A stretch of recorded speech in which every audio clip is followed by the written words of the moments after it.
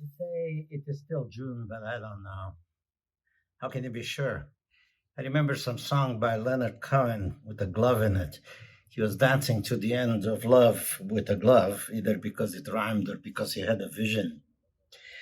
The sidewalks of New York are littered with gloves and masks, which are the new condom panties the young have discarded at night for love, I imagine.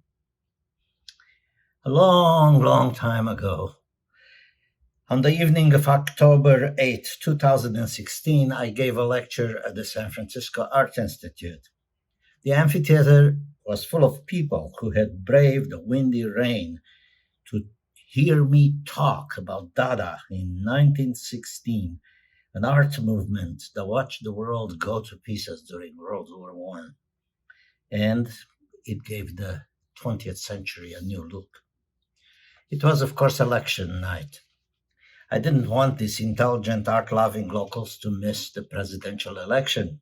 So we projected a huge CNN screen behind me so that they could watch the numbers as they came in while I babbled about Dada with my back to the screen. My students had prepared several one-minute performances to interrupt my didactic peroration. They had rehearsed during the semester, and I tried my best to put some sweetness in their millennial anger because I thought that they were too violent and obscene for the celebration that we were all sure would follow the election of Hillary Clinton, the first woman president. No dice. The kids were angry. No sooner had I started laying out the horrors of World War I that a densely tattooed woman in the audience stood up, tore off her short shirt, and started pointing to the men, mostly mild men wearing glasses in the audience, and calling them male pigs, imperialist castrati, and candidates for the gallows. She did this for a whole minute, which even in normal times back then seemed like an eternity. When she stopped, the men she pointed out unrolled themselves from the balls of terror where they'd taken refuge and resumed watching TV. Their faces, which had taken on that look of resignation that interactive theater brought to America ever since the living theater broke through the fourth wall, began showing something else, dismay. And it wasn't just the men. Dismay began showing on all the faces in the audience as the numbers on CNN kept rolling on. I resumed my learned exposition of 1916 evil. The Dadaist poets back then met with shrieks of horror. I had barely gotten to the founding of Cabaret Voltaire by Hugo Ball and Tristan Tzara when two students and a dog made their way to the stage. One was dressed in blue, the other in red. The dog was a spiky mutt that didn't belong to any of them. They crouched, holding pieces of bloody chicken for the dog and enticing him with those sounds dogs love as much as meat. Here, here, Poochie. Here, here, doggy dog. The spiky canine started toward the red one, then turned to the blue one, then the other way around. The audience held their breath.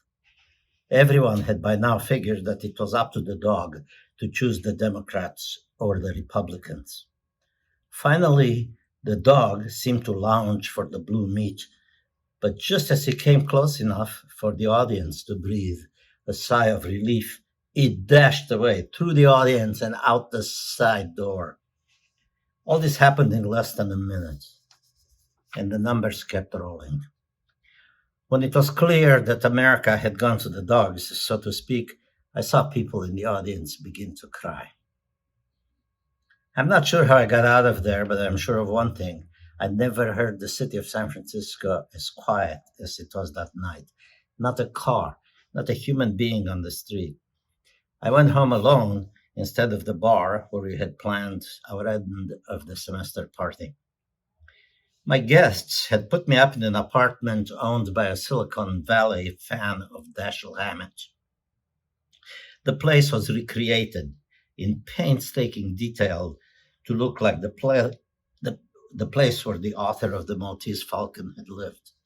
It had an old-fashioned phone with an earpiece and a cocktail shaker, napkins from Joe's bar, and a Murphy bed. The building itself was a gentrified 40s tower on the edge of the Tenderloin. As I punched in the outside door code, a man in a suit blocked my way. Before I could ask him what he was doing, he lounged at me to trip me on my way to the street, but he was too clumsy, and I got away. It was pure film noir. The 1930s were back.